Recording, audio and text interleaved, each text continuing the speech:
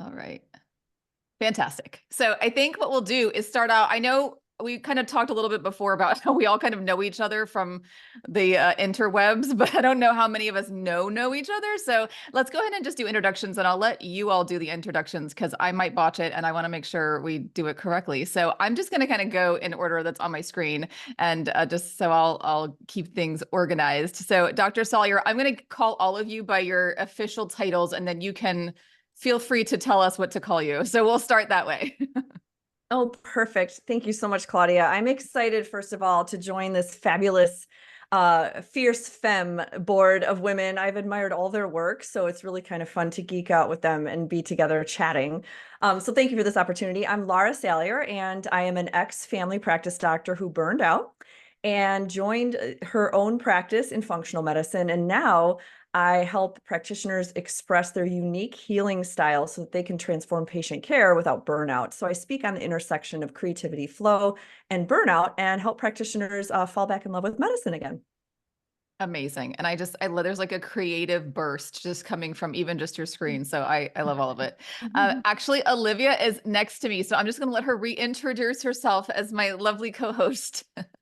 I really wish I remembered my last one because I can't remember how I introduced You myself. can reinvent every time. It'll be amazing. Okay. I guess overall people would know me as a physician advocate. I've done that for 10 years for Doctors Living. I'm an entrepreneur for 20 plus years, which makes me feel really old. And most recently, I'm helping physicians get into consulting and helping with their branding, marketing, and helping healthcare startups build their companies and everything else. I'm a physician's person is what I'm referring to myself as these days. So that's me in a nutshell. So amazing. Perfect co-host. All right, Amanda, you're next. I love that you're like, I'm a physician person. Like, I feel also like I am a physician's person. I am a health lawyer, and I started a startup because I didn't have anything else going on, a couple of years ago. So now I create video platform and training for physicians. So I have a health law firm, and I create training and video content for doctors. I have a family. I write humor on the side. So it's a full life. But definitely someone called me yesterday and said, can you jump in the speech at 8 p.m.? And I'm like, yes, are doctors in the room? I'll be there. So doctors are my mission field, I always like to say. So I definitely care a lot about this demographic and always trying to teach and help doctors find their worth, negotiate stronger, help them through bad situations. So that's me. Amazing. All right, Dr. Coriel. So hi, everyone. I'm Donna Coriel. You guys can call me Donna. And I am an internist, traditionally trained internist. And I stumbled upon the world of, digital media and the online when I took a break from medicine with my third son. When I gave birth to my third son, fell in love with it, realized the impact that it can have, realized I had talents in it, and then just grew a business out of it. It's called SoMeDocs. I birthed it officially around 2018. I run it full time at this point, and it basically helps to promote autonomy in healthcare. I work with doctors. I work with the public. We basically connect anyone in the world that needs a doctor with the doctors very free, easily, rapidly. We also hold virtual conferences that bring together the experts for the physicians, that is oftentimes physicians themselves, but also those from outside of medicine. And we're hoping to build all kinds of conferences for both physicians and non-physicians alike.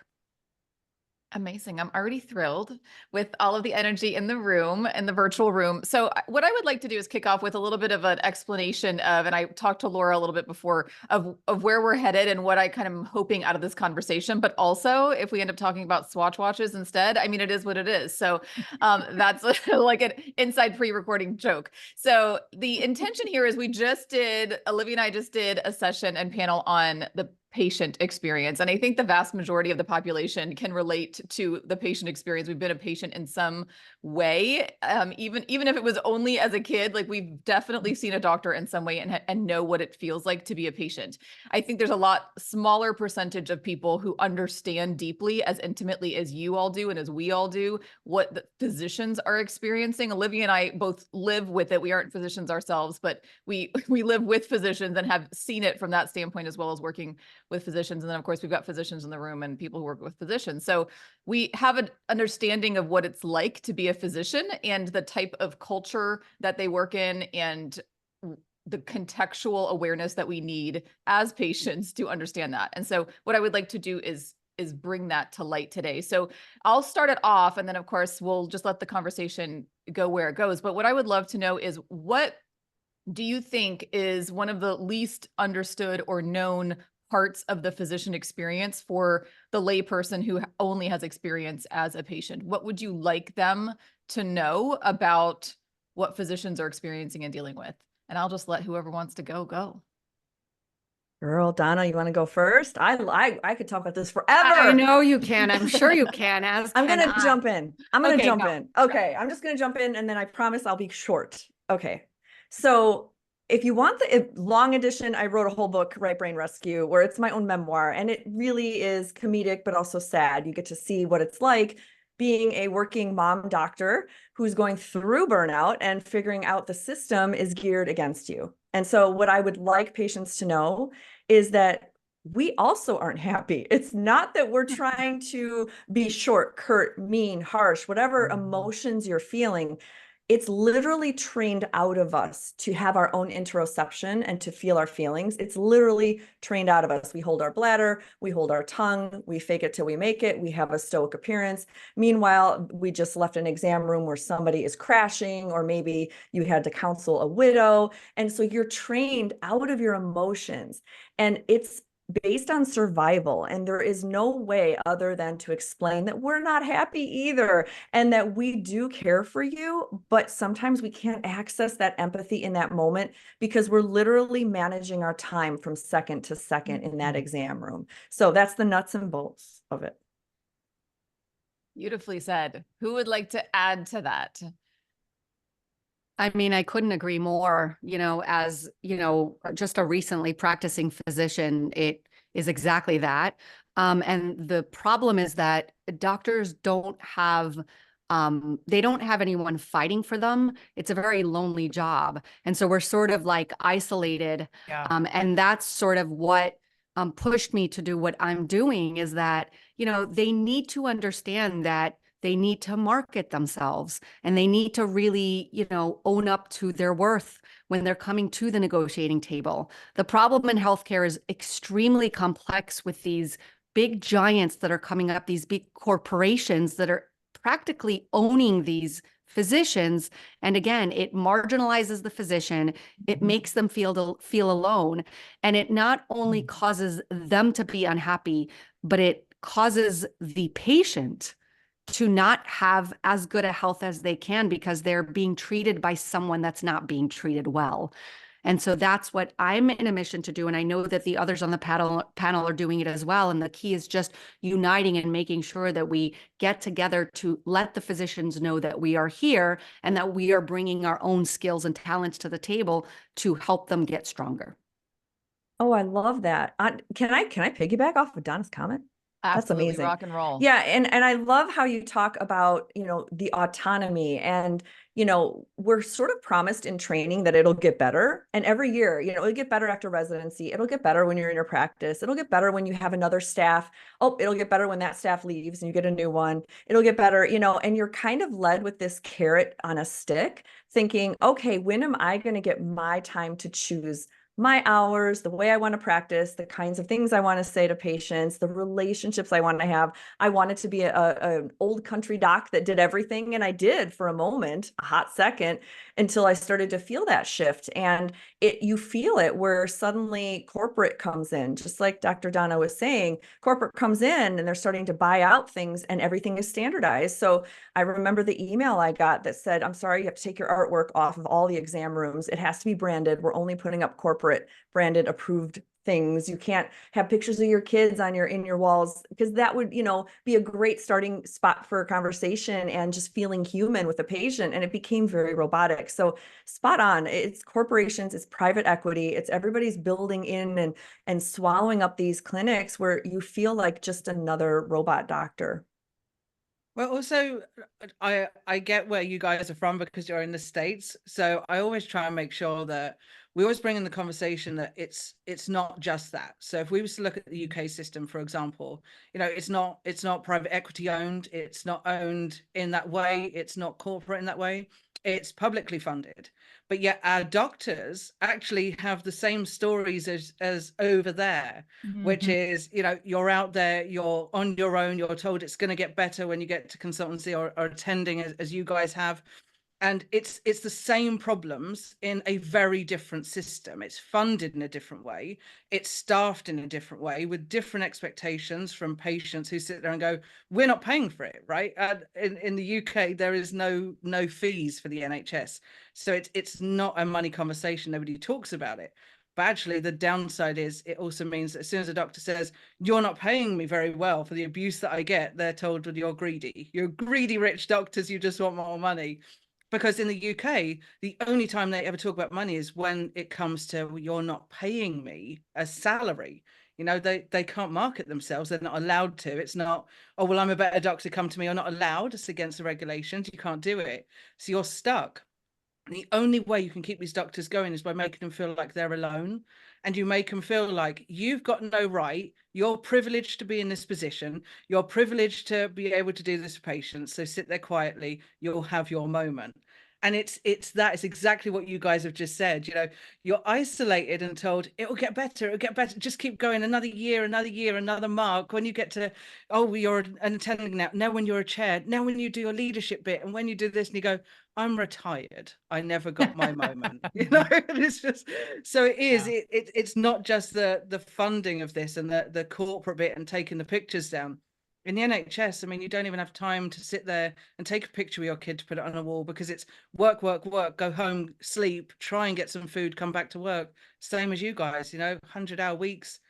There's nothing left of you guys when you get home. That day off is just recuperating so that you can go back. And I think that's the preconception that the public are told too, because it keeps you guys in your box.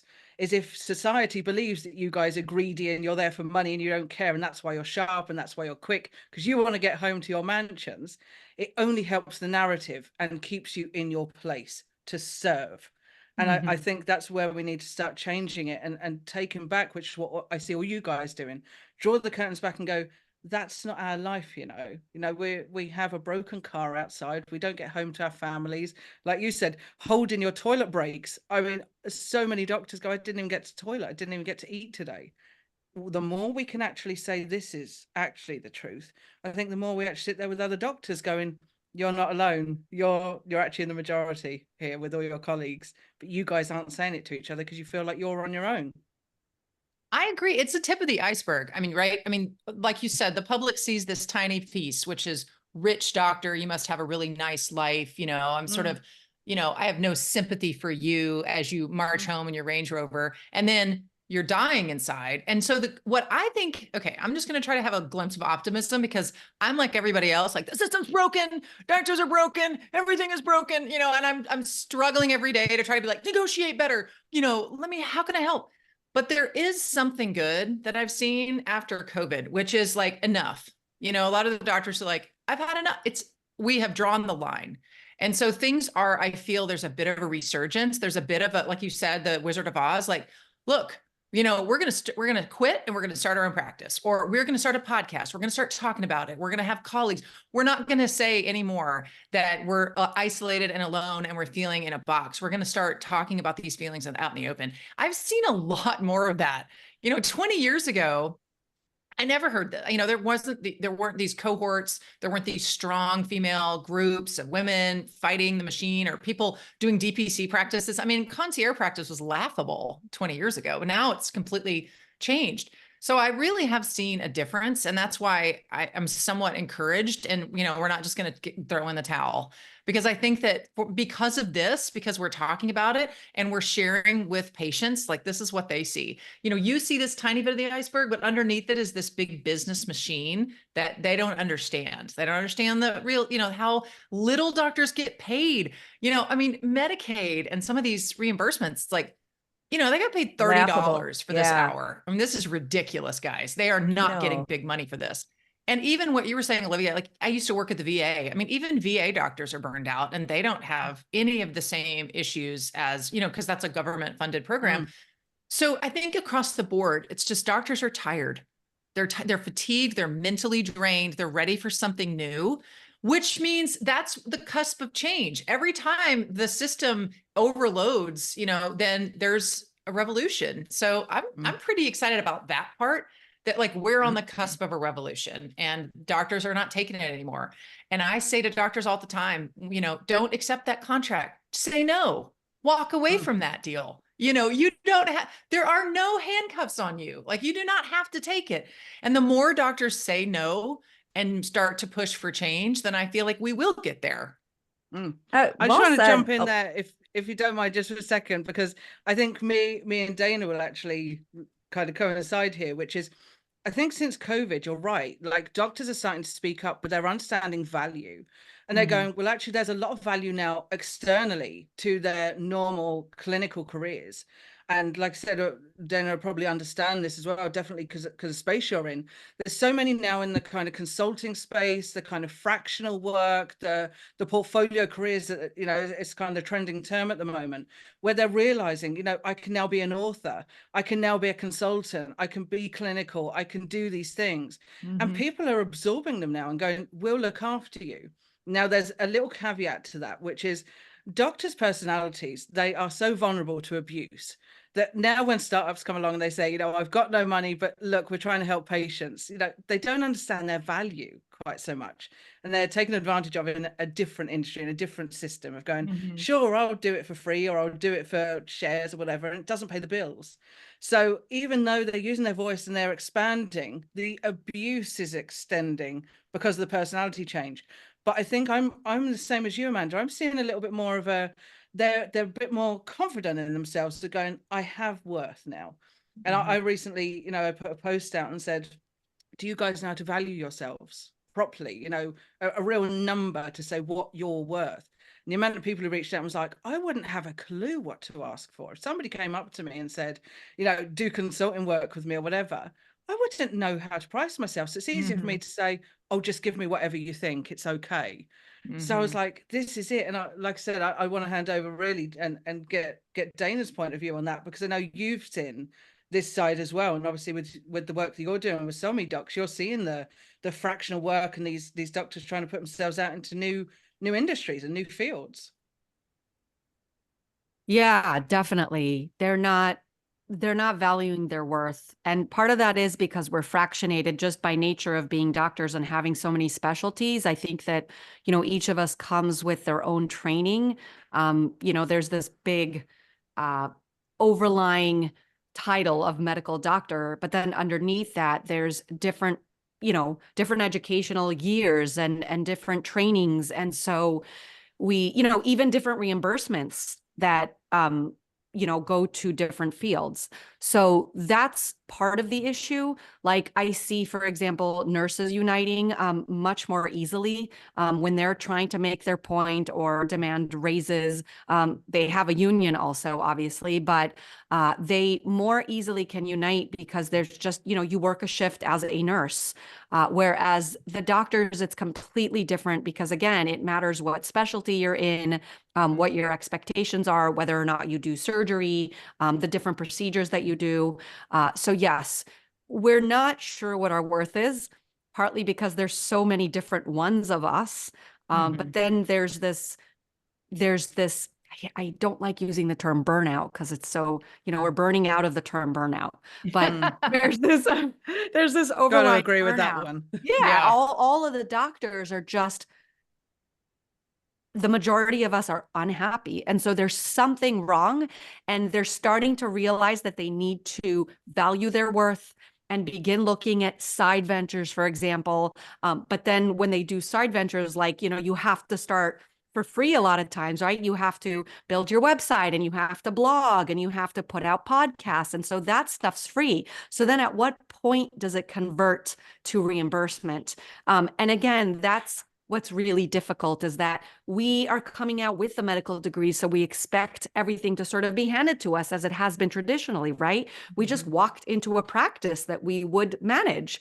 Then slowly it became, you walk into being employed. And now we're realizing that it's all a control issue, because you were talking about whether it's working for the government or working for big giant corporations. It's all about control. And when you're not the boss, when you're not in control, especially in health, that's an issue. And you suffer and your patients suffer. I agree. I agree. And when you look at the recent literature that was published, I think last week, that said over 60% of entering medical students are anticipating a career that does not have to do with clinical care. That is shocking and very foreboding. And so when we're looking at saying, well, you know, I want to go into this career because I'm already strategizing, that's fine. But where are we going to have the doctors to take care of patients? And we can't really ignore that burnout just yet, because burnout will follow you. I see this all the time. You have doctors that hop from career to side hustle to entrepreneur, and they haven't dealt with the true burnout, which is a measurable brainwave in your brain, a functional MRI, and it looks just like grief. Same exact brainwave pattern. And so when you put 68, or I think the latest one is 63% of us in a functional MRI, we're burning out. And the opposite of that brainwave pattern is what children inherently know, which is flow state. You see them, they know no permission needed to go and create or play or have fun. And teaching doctors to kind of rewire their brain to learn how to access that flow, how to dip into autonomy, creativity, well-being. I mean, literature shows more self-compassion lessons actually improve burnout metrics. Literature shows that positive psychology, creative activities, there's a lot of research out there to kind of highlight what Amanda was saying about, I want to be positive. I know the system is broken. We can't fix the system, but we need to start fixing and assisting these doctors singly with teaching them these crucial skills so that they come together in community and they don't just carry that burnout bag to the next gig, because it's going to happen. I was recently, to piggyback on that, I was recently at a conference in Dallas and I was giving a speech. And one of the doctors came up to me afterwards and she was like, this is crazy, Amanda. She said, why are there so, it used to be we'd go to a big conference and there'd be clinical discussions, right, about certain clinical matters. Now there's one on how to start a podcast. There's one on how to market yourself. There's one on, none of this has to do with medicine. And I was laughing and I was like, well, it kind of does nowadays have to do with medicine, right? This is a changing world. And you're right. You don't just march into a clinic anymore and just take over from the country doctor. And now you're the new country doctor. And then, and everybody calls you at night and pays you in chickens and that kind of thing. Like, it's a new world. And I think that it's really important for doctors to be able to pivot, to this new sort of dynamic that, wait a minute, the way we did it before didn't work. We need rest and play. We have to ingrain creativity and humor into our life. It is not optional. I always say humor is an essential coping skill for my life, which is why I write it, which is why I try to, share funny things. And it's the same with any profession, it's that you have to have that balance. And one thing I will say is some of this is teachable. I think that should at least give hope. When I ask a doctor, what is your leverage in this, whatever they're negotiating, right? They're trying to invest in a surgery center. They're doing a side deal. They're negotiating a contract. And they go, oh, I've never been asked that question. So they say, here's my resume, or here's what I did in training. It's like, no, that's actually not your leverage. Everybody is on that same playing field. Your leverage is what sets you apart from the people next to you. And it could be very different than what you're expecting. Like, you're bilingual. You have this special ability to connect with people, right? You have a humor or a different skill that someone else doesn't have. A lot of things could give you leverage, and it makes you the perfect person to do that thing, and they don't see it. And so I give a lot of fake doctor examples, and they're full of good and bad qualities, because everybody has, sort of wonderful qualities, and that yin and the yang on the Enneagram. And so we go through it and I'm like, let's pull out what actually give this doctor leverage. It's an amazing exercise because they've never done that before in 40 years. You know, they just plod through and try to get jobs and change and do the thing, right? I guess I should now market myself. I guess I have to do this. That's what I'm being told. Instead of really analyzing, where do you fit, right? Where are your passions? What gives you leverage in this space? And really do that introspection. And that's where you're going to find your purpose. You know, that's Beautiful. where And you're that's really going to thrive.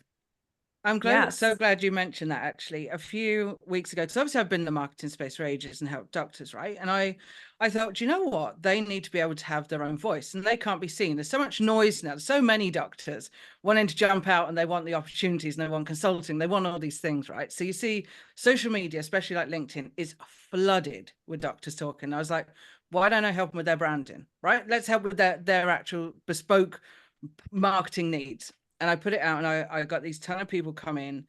And I was so fascinated because I've always built it for them instead of teaching them. I found like I was trying to do like this 12-week course, like 12 hours. I spent like 10 hours on my week one. Because my week one is, why are you here? Why do you want it? It's exactly what you said. You're like, it's finding that leverage and going, why are you though? Why are you suited to this? Why do you want to do this? Is this what you want in your future?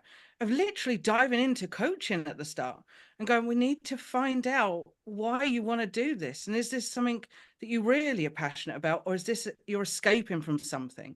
You know, and really going through it and being like, we need to find your unique you within all of this. And then shape it just right. Who do you want to talk to? You know, and I always say to people, like, imagine you're on a stage, you've reached the pinnacle. Finally, you are where you are. You take a breath and you go, I made it. Who's in the audience? Who were you talking to when you got that moment? And what were you doing? What were you talking about that gave you that moment where you go, I'm here. I made it. I got there. Because that is why we're building it. Not for you to sit there and go, I guess I'm on this path and I guess that's where I'm going. So I need to build it because I'm expected to. You like start now. Be No, where you that's want to right now and do this properly. And it's funny, like I said, it gave me a little bit of confidence at the start where they were like, I thought it was going to be box tick, like other things, like you do marketing, do branding. They're like, this is what it looks like and this is how it should be. I didn't think I'd have to do like half of it is self-reflection and really figuring out who I am. You're like, you're not a doctor. I said, but doctors are used to that. You say to a doctor, oh, tell me about yourself on a date. The first thing I say is, I'm a doctor. But you say to anyone else and any other thing, who are you? And they go, oh, I'm Sarah, you know, and I'm a mum and I'm that. But doctors are, I'm a doctor first. Their identity is a doctor and it's drummed into you. Doctor first. I'm a doctor first. I'm not a mum. I'm not a dad. I'm not this. I'm doctor first. Now I guess I'm getting more out of this by going, you guys are finding who you are again. And I banged my head against brick wall with the advocacy. And it's fine to have it. But I think giving them an option and going, now you're free from these shackles that held you being, I'm Dr. blah, blah, blah. I'm going, actually, I'm Sarah and I have a passion for art and I'm interested in these things. I'm also a clinician. I like helping people. And you go, now let's shine a light on you. Now you're unique. Now you found the gap and the leverage. Now let's really kind of hone in on how this is portrayed and where you are. You know, stop saying it has to be social media. It doesn't. That's not where you fit and it's not who resonates with you and where your audience is. Go on websites, go to live events, do all these different things, go on a podcast, do whatever. Doesn't always have to be LinkedIn, doesn't always have to be Facebook. So many options now for people. And can I think just that's jump in and so say, rewarding. let's just normalize the fact that vacations are not going to do it for you. You know, so many doctors like, I only had a vacation. I'm like, you're going to be on the beach with the same stressors as you are in your office because 100%. it follows you. And the You know, new so- trend of retreats. The retreats. If you're not going on a retreat, then you know you're not working on yourself. You're like, doesn't work for everyone. You know, it's Right. all them things. And I know you were saying earlier, you know, about burnout. There's so many doctors now. I know we said about it's overused, same as wellness is overused. Like you'll say when you're tired and you feel terrible all the time, you're burned out. But when did real clinical depression, anxiety become something where you're like, oh, you're not going through that, it's burnout? You're like, oh, that's dealt with in kind of a different way as well, though. Like, let's not put everything in the burnout space. Let's sit there and go, some things are moral injury, some things are clinical. They are, you know, medically an issue. There is real mental health issues. It could be clinical depression that you're trying to deal with. It could be anxiety. It could be any of these things. But when you blanket it, it's like sitting there saying, well, lifestyle medicine's all wellness. You're like, it's not really. I mean, they do need to be differentiated a little bit and go, you can deal with burnout in one way, but let's not sit there and go, well, that works for everybody in the same way. Because if it's something much more severe, you're going through real grief, for example, and you're trying to overcome something that's very, very serious for you, well, let's not blanket it and go, get some rest, go and have a retreat. You'll feel more replenished. You know, go and do these things. You go, let's identify what it really is here. Let's make sure it's burnout, and let's make sure you are dealing with the right thing here and you're getting the right care. Do you need a psychiatrist, psychotherapist, whatever, or do you need the retreat? Do you need just spend a weekend with your wife and kids? You know, try and identify these things, and let's not say it's a bad word. Say, I've got depression, I haven't got burnout, I've got clinical depression, I've suffered with that for a long time. Let's raise our hand and say, let's make that normal too. Well, You there's a don't have lot to of always shame. blanket it. Right? Yeah. I mean, doctors are trained to not have any weakness, you know. I Yeah. mean, lawyers have a similar tendency, right? You always excel, you exceed, you are in charge and you handle shit. And sorry. So if You're that's good, the you're good. case, you know, if that's the case, then, you know, you cannot admit these things to yourself. You can't admit them to your family who relies on you, you know, to be the stable one. And I think that's the thing that we're breaking through, at least some of the stuff that I'm seeing, right? I mean, you know, like Laura, it used to be like, well, I'm not a wimp, you know, I can handle it. Now it's like, no, I realize that the creative side of me and finding that flow is actually essential to my well-being. You know, that's not weakness. And I think that the mantra that we can repeat over and over, at least when I help physicians every day, when they call me sobbing because they feel shame because they lost their job and they're a highly trained surgeon and they've let everyone down, it's like, we've got to stop that. You know, this is not, you don't have to feel shame because you change jobs, you lose your job, you know, you feel disrespected, or you just don't want to do it anymore. You know, this is, you know, there is hope and there is a way through, and it, you know, we have to acknowledge that, because otherwise shame spirals just end up in, you know, really bad places, and the suicide rates are through the roof. And I think that's where we have to, you know, create a different way to talk about it. Like you said, I think Olivia, you made a great point of, look, you just need a retreat. I'm just going to minimize this. This is not a big deal. And you're a doctor and suck it up. You know, that's not the way we're going to change the future of medicine. So when you look at I agree. And when you look at the research behind the two main champions of burnout research, Doctors Masloch and Shanafeld, and you know, going to their conferences, doing deep dives on the literature, you see the sadness that you spoke of, Amanda, that, you know, let's be honest, the medical profession attracts a certain kind of personality type, right? We are high achievers. We are smart. We are gritty. We are resilient.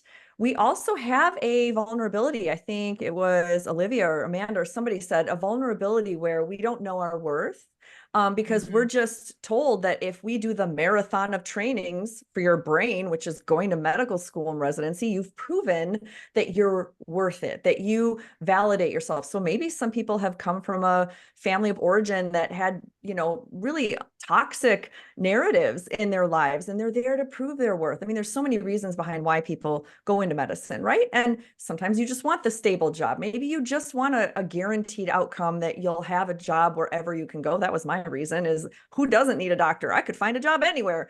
And so looking at why a lot of the personality types go into medicine, and then what happens to them when they realize that, you know what, whether disability, whether, you know, life changes, whether you come to a conclusion that maybe I wasn't honoring what I really wanted to do, but really in essence is you should be able to do both, the yes and. Why can't you be a doctor and an artist, or, you know, and a mother? Why not create job models that allow, you know, sabbaticals or job sharing, and, you know, all these innovative ideas now, especially that we have the emergence of AI. I'm more hopeful than ever that we're falling back in love with medicine, with the way charting and scripting and scribing is going, and how we're utilizing multi-collaborative care with multimodality teams to strategize how patients interact with healthcare. They don't need to talk to their doctor. They can have their question answered by somebody else, or maybe a well-trained AI tool. I know there's controversy on that, but I'm for it, because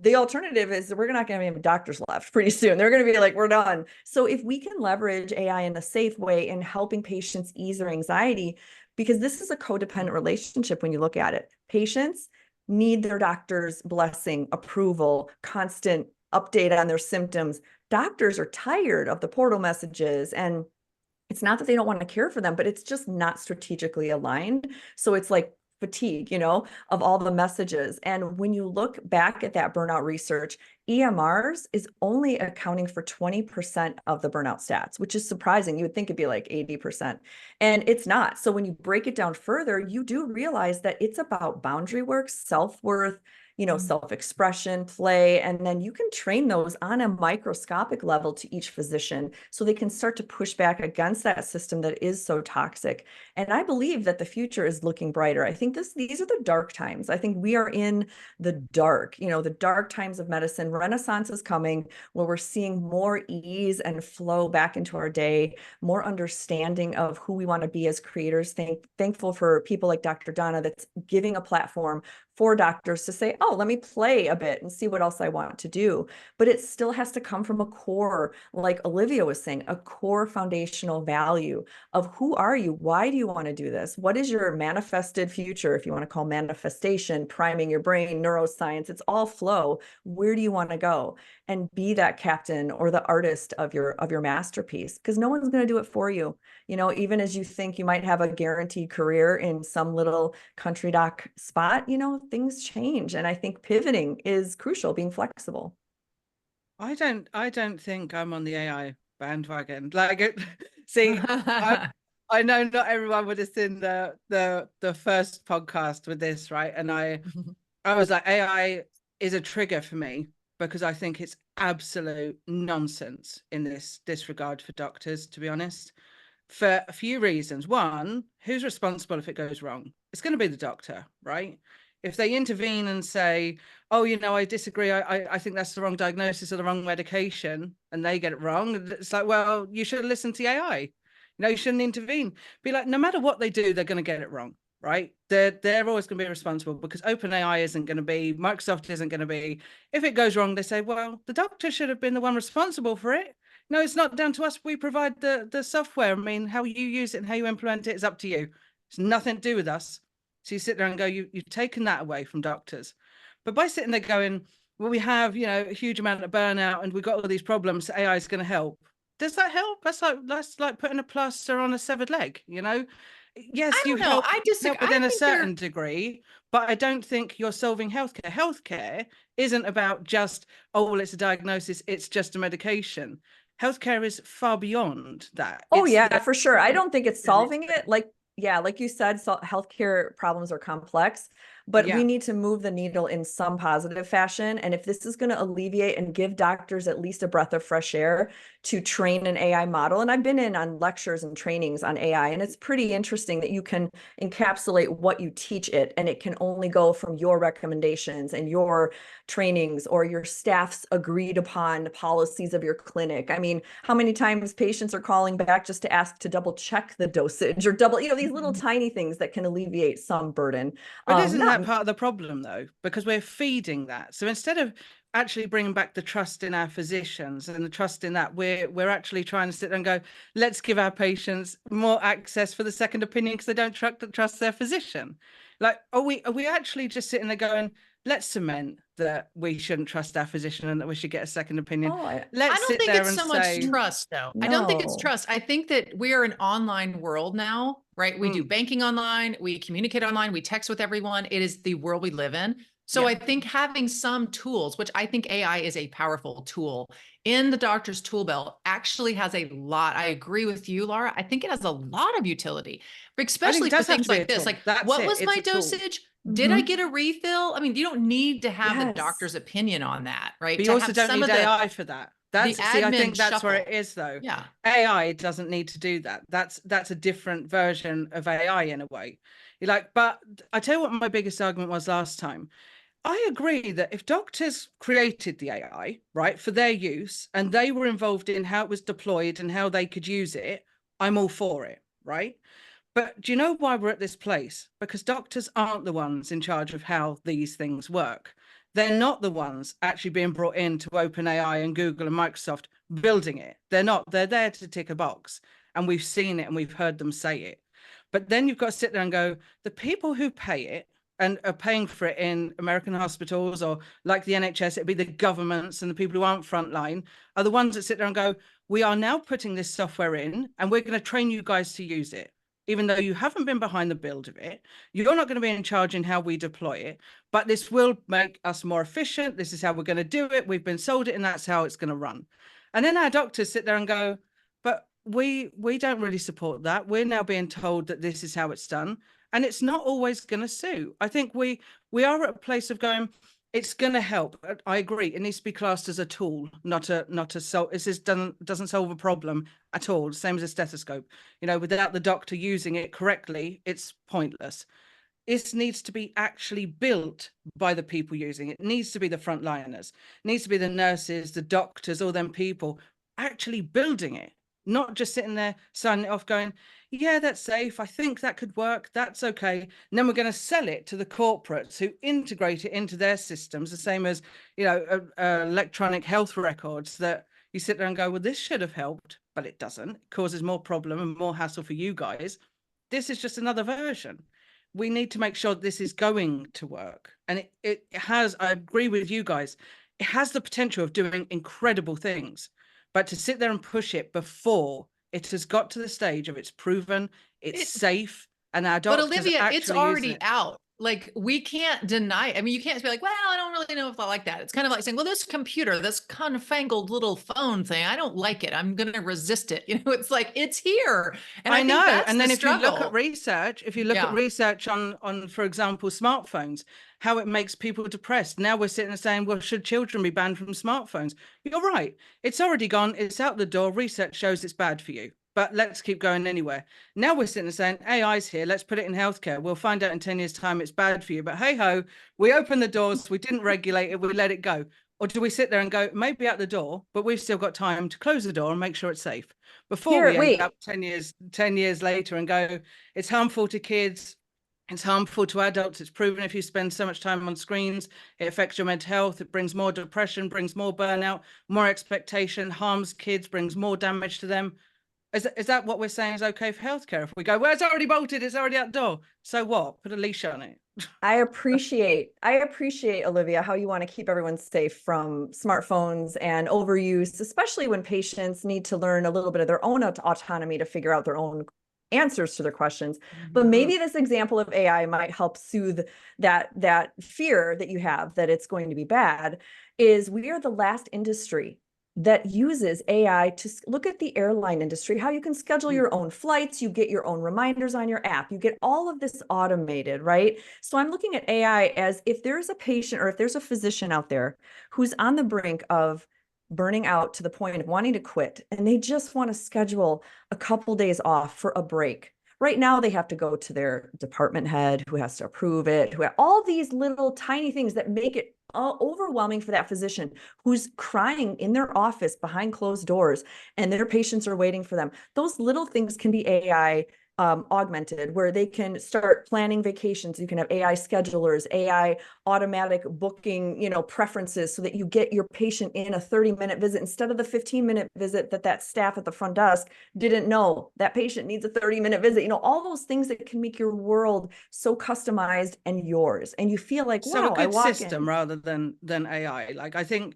AI is out there. Like, you could easily make a system that does that is not AI powered at all. That's actually pretty easy to do. But I have you a sit there question. and go, like, the airline example, that's a perfect example. You don't get on a plane without a pilot, do you? Because you wouldn't trust it. Even though when you put pilots there, they get up in the air, it goes on autopilot, it does everything. Pilots have come out and said it. We don't actually have to do anything. But yet you'd never get a person on a plane without the pilots there. You wouldn't. You need your pilots there to be able to trust it and go, well, do you know what? If that plane goes down, it's not the system that's at fault. The pilot is the one in court. The pilot is the one at fault if anything happens. And it's fully automated.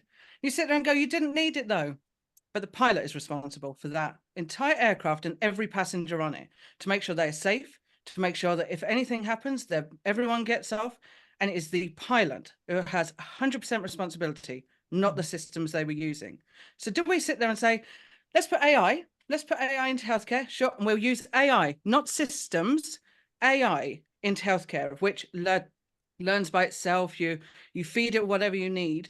but you sit there and say, but a doctor must stand by the side of it the entire time it runs. You are fully responsible, the same as a pilot is. And you go, well, how have you reduced costs? How have you reduced time? All you've done is put a doctor there to oversee a system of which it doesn't know where it's getting the information from to know it's correct. It's now double checking the system because it is responsible now. I think it needs to be, like I said, it's a tool, but the pilot one's a perfect example. You cannot trust it without putting a pilot on the plane. I think this is a phenomenal, example of one of the biggest stressors. And I'm curious, Donna, what your thoughts are on, you're in there every day, doctors and so many docs, like they're always talking about the biggest area of pressure, just like Laura was like, they can't even take a vacation without levels of pain. What are you seeing is the biggest pressure, if you could sort of lump them into categories of why doctors are feeling this sort of immediate sense of pain right now in this time of our lives? I'm curious as to what you would, see as the biggest issue. Unfortunately, there's one general term that comes to mind, and that's the lack of autonomy, right? It's that autonomy that's missing. And I see a lot of complaints about just being overworked, being told what to do, for example, by insurance companies where they have to do prior auths in order to actually get a patient on a medication that they recommend, or they need to get a patient into an MRI to actually get a diagnosis. And it's literally that time. It's being on call 24 hours a day, let's say like on a 24-hour period, and just being woken up at night for, again, silly things. That's part of their job. But again, it's time. And so I'm, hearing everybody kind of talk about AI, and I happen to just unfortunately agree with everybody. There's good and there's bad. I mean, many of us have watched Black Mirror. That's an amazing show that can show us sort of the dark side of AI. And if those of you that are listening don't know what it is, it's sort of a post-apocalyptic Twilight Zone that especially has to do with technology and AI. But at the same time, I do see that if there's this innovation that can make certain things go faster and be better, right? I mean, if AI can be implemented so that there's better diagnoses, right? Let's say when reading, an X-ray or an MRI, and then the doctor comes in and sort of gives their take and either agrees or disagrees, it could have a positive effect. And so the key, I think, to all of our discussion is just that, it's a double-edged sword, and that there needs to be oversight. We need to be very careful on how we tiptoe into AI to make sure that we're using it in the right way. And that's where we need, like what Lara was saying, we need physician advisors to sort of oversee, how it's implemented and how it's created.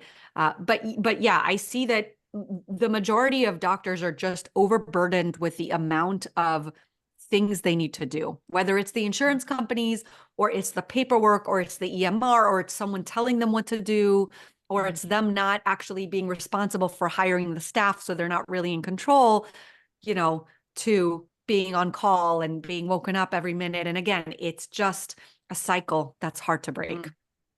I see that every day, all the time, as doctors are like, yeah, I feel out of control and I don't have any control anymore. And doctors, just like any high functioning profession, we're control freaks. Lawyers are too. We like to be in control. So when you feel like your world is spinning out of control and you have control over nothing, and especially one of the courses I teach is about doctors changing jobs. That's a niche passion of mine recently, because so many doctors are struggling right between that.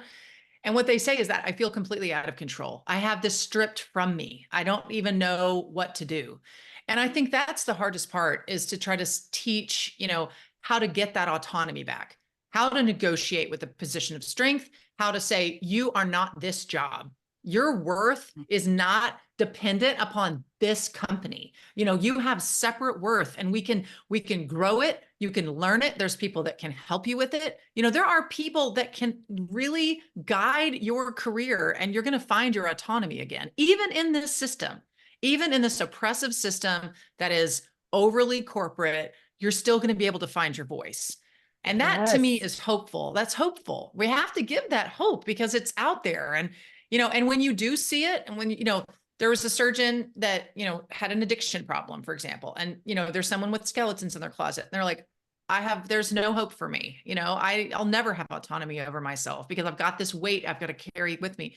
And to see them work through that, find their voice, realize they can still negotiate, they're not a whipped dog, they have all this amazing power just because they have a past, like we all do.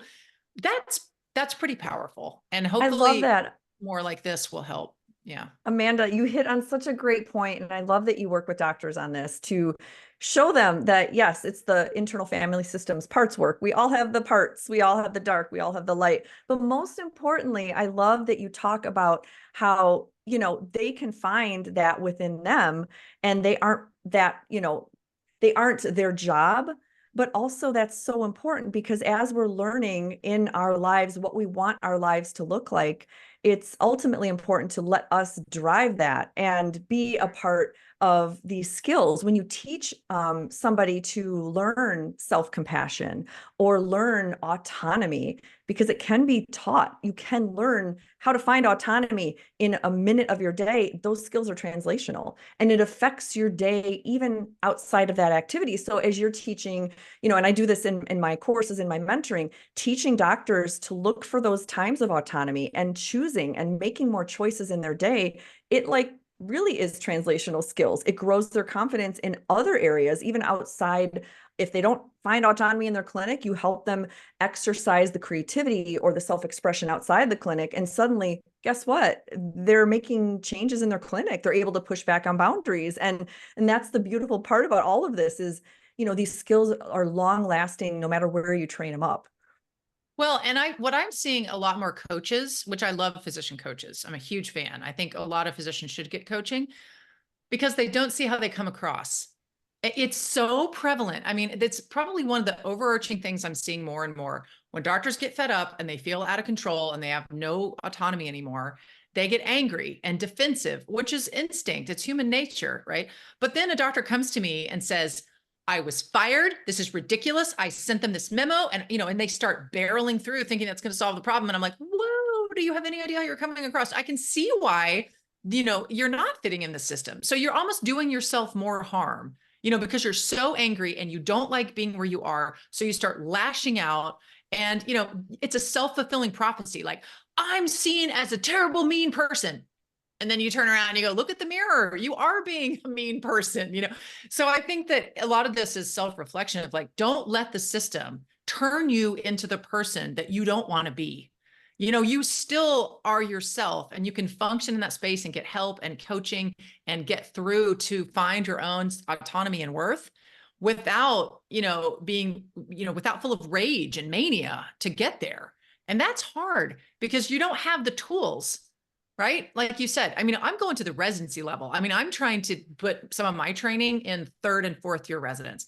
To me, it's critical. We've got to teach some of this stuff earlier because doctors are coming out and crashing and burning, finding solutions the hard way, sometimes expensive way, and then they're getting through it. But it's like, why don't we go back to the root of the issue when you're training and say, like, I give free talks to residents every week of my life. And I'm always like, let's talk about how to negotiate. And they're like, we've never learned this.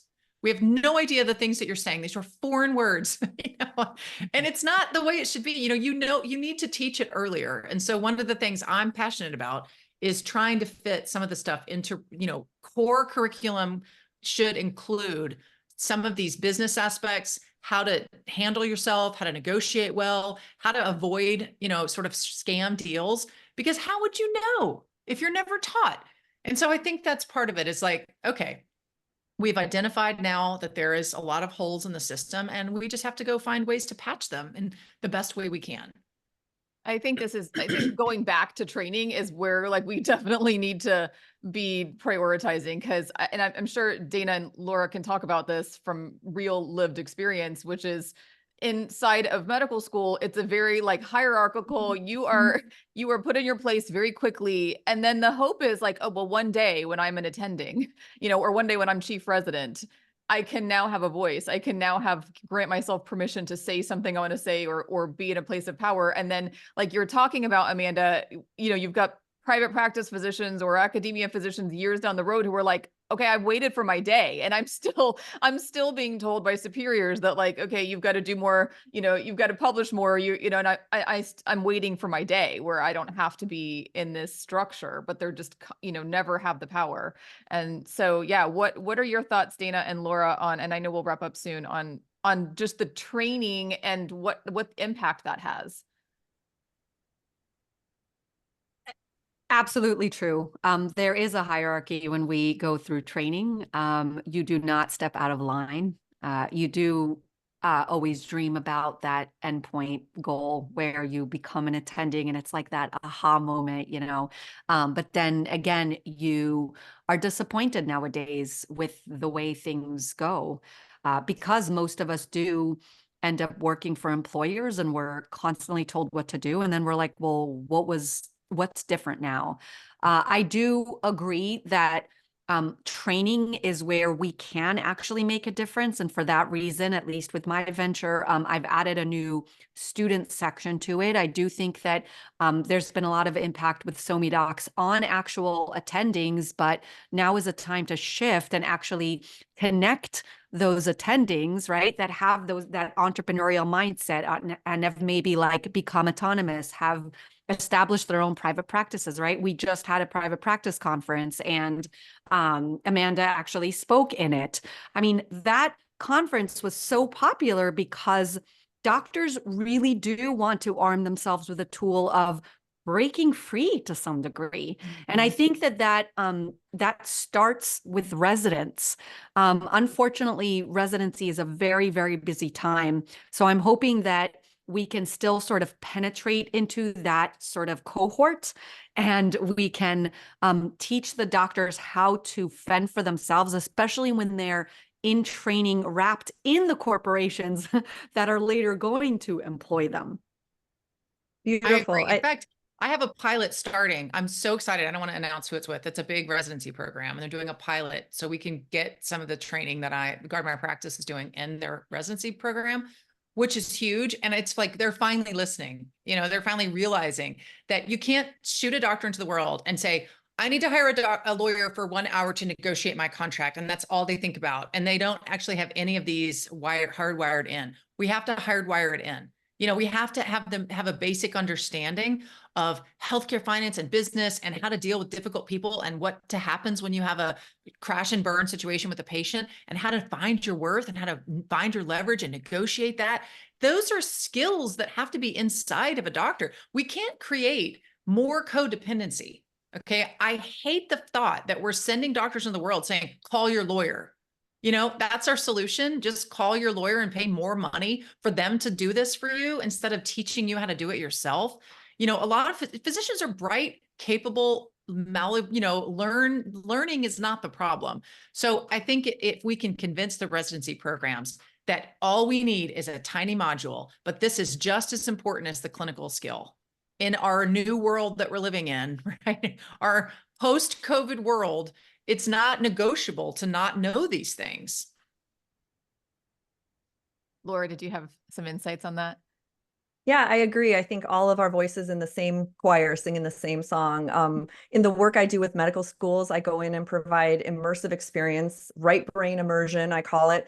But in residency, it's important. And it's about changing the narrative from shame to expectation that you are going to have burnout. It's not like burnout's going to disappear. The world is going to have burnout, whether it's in your industry, in your relationship, in parenting, but recognizing, pedaling back and developing your own toolkit of things you do to help you maintain that ballast, that internal compass, that inner why, and knowing when you need to pivot and shift is the most crucial thing. So I'm passionate about changing the training in medical school to involve expectations that everybody is assigned a physician coach, and it's no longer shameful. It's just what happens. And Olivia made a really good point about sometimes there are actual clinical issues that are much deeper, and that's part of us being human. And we need to realize that, right? You might have OCD, you might have clinical depression, or everybody, no matter what your profession, is going to face these issues. So I think that's helpful to keep that out in the open. I just want to jump in on that when you talked about the physician coaching. Obviously, I've been doing that for ages now because I saw a gap in physicians didn't like always talking to another physician. I got that from my own husband. It was like, even if I'm a doctor and I chat to another doctor who doesn't know me, I still feel like they're judging me because they're still my people. And I got that in my head many, many years ago. And I thought, well, I advocate for doctors. Like, I've had thousands of doctors ring me over the past decade who just literally empty everything out on me and go, I'm suicidal or I'm burnt out or whatever it is. And I want to do more. So it's like, what if I became your coach? Like, I've done it anyway. I did it with Formula One drivers. I've done it with other people. Let's do it for you guys. You're still high performance. And I realized they felt so much more comfortable talking to me because I wasn't their peer. I wasn't their doctor. I wasn't another one of them. I was just somebody who I was in their world and I got it. I understood their life. I understood their family's life. So when they said, yeah, my wife or my husband, my kids, I could see that side too. And I think it's been able to be a little bit of an opening for them to be like, well, if they come to me and they want a physician coach, I've connected with so many of them. And somebody said to me last week, she's a physician coach now. And she said, do you believe that every physician should have a coach? I said, well, that's like sitting there saying, well, every Formula One driver has a coach. Do I think they need them? Yes. I think every physician should have a physician coach, whether it be an actual physician or whatever it is, but somebody who actually looks after doctors and coaches them through these bits that they never really get to, extreme burnout, for example. They're kind of, it's the same as preventative care. You're like, you have this coach to prevent you from having these massive catastrophes or these big nightmares. You've got this person. I was like, I would love to see that doctors are told the same as high performance athletes. Having a coach isn't a dirty word. It's not a bad thing. These people help you because you're high performance. You're expected to do more than the average person, perform at the highest levels with lives on the line. You should be treated the same as all these high performance athletes who also have this expectation. So I think we do need to start not only saying physicians have a voice, but also physicians, if you need help in whether it be advocacy, coaching, or more so, like I said, psychiatrists, psychologists, whatever, that you can do that too. And let's start saying this is normal. It's okay to do that. Okay, I know Dana's got to go. So let's wrap up, and thank you so much for that. Let's wrap up by, I want to give everybody a chance to kind of say where people can find you if they're interested. So Dana, go ahead, because I know you've got to pop off. So hopefully you have a second to share. Yeah, absolutely. So I'm found across social media at Dr. Coriel, and then my business, my venture is SoMeDocs, SOMEDOCS, and the website is doctorsonsocialmedia.com. Wonderful. Thank you so much for coming. Feel free to pop off as you need. We'll go through everybody else kind of share and Olivia as well, because I know you're doing branding now. And so this is all very applicable. And so Amanda, do you want to go ahead and share how people can find you? Yes, you can go to Guard My Practice. That's the company that I am passionate about training doctors. Guardmypractice.com. Reach out to me, and LinkedIn. I'm all over LinkedIn. So find me on there and we can connect. And of course, if you're in Texas, Hill Health Law Group is my law firm. So anxious to keep talking to doctors and being one of those resources. Thank you. Amazing. Laura, and then we'll round up with Olivia. Yeah, you can find me on my website, drlaurasalier.com, where I have a lot of opportunities for you to purchase my book, Right Brain Rescue, lots of modules for practitioners to dive deeper into their creative side if they want to learn how to access flow. I have a 10-hour CME course that you can get a $200 off certificate. Just use Jumpstart. And on the shop section, feel free to dive in. There's a bunch of freebies and low cost and higher cost options for you to kind of play with your creative side and hopefully pedal back from burnout. Lovely. All right, Olivia, how can they work with you? Okay, I'm on LinkedIn, Olivia Morris, or I have two websites. My advocacy is doctorsliving.com, where we can help doctors. There's no cost to get help and support, or Verity Barrington, which is our consultancy if you wanted opportunities, or if you're a physician that wants to get out there and get coaching or marketing, branding, we're here to look after you. Whether you need work or anything else, we're here to look after you. So that's kind of it. Beautiful. Thank you all so much for coming. I know an hour and a couple minutes is a large portion of your day. I appreciate the conversation. I think it was really impactful and valuable, and I look forward to sharing it. Thank you all again. All right. Thanks so bye. much. So much. Bye, everyone. Thank you.